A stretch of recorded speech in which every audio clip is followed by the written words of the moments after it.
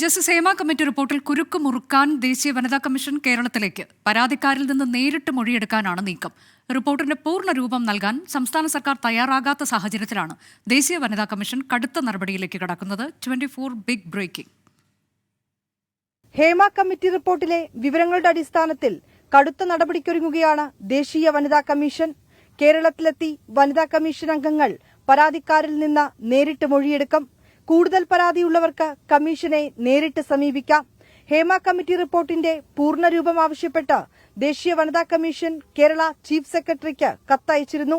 ഒരാഴ്ചയ്ക്കുള്ളിൽ റിപ്പോർട്ടിന്റെ പൂർണ്ണരൂപം നൽകണമെന്നായിരുന്നു ആവശ്യം.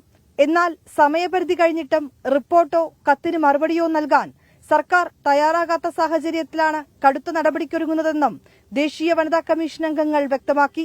ഇതിനോടകം പുറത്തുവന്ന കമ്മിറ്റി റിപ്പോർട്ടിലെ വിവരങ്ങൾ ഗൌരവമേറിയതാണെന്നും കമ്മീഷൻ വിലയിരുത്തി. കേരള സന്ദർശനം ഉടനുണ്ടാകുമെന്നാണ് സൂചന. ഹേമ കമ്മിറ്റിക്ക് മുൻപിൽ ഹാജരാകാത്തവർക്കും പുതിയ പരാതികളുള്ളവർക്കും ദേശീയ വനിതാ കമ്മീഷന് പരാതി നൽകാം. ദേശീയ വനിതാ കമ്മീഷന്റെ പ്രത്യേക സംഘമാകും കേരളത്തിലേക്ക് എത്തുക.